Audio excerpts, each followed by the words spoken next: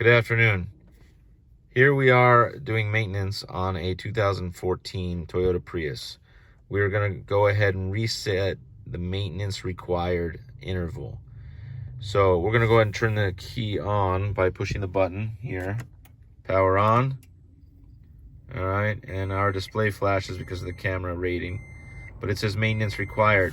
Now we cannot reset this with the maintenance required on. So we go over to the steering wheel, press the display button so that we get the display off of the message that says maintenance required.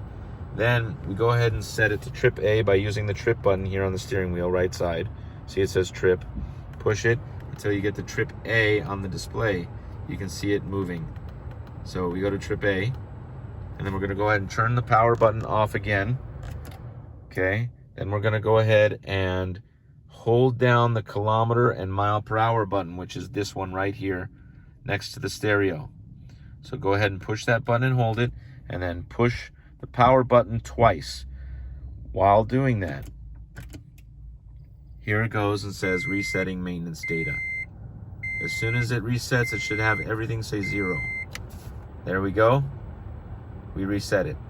So now we turn the car off again with the power button and then push the brake and turn it back on to verify. And we have no more message and we're ready to go. Have a nice day.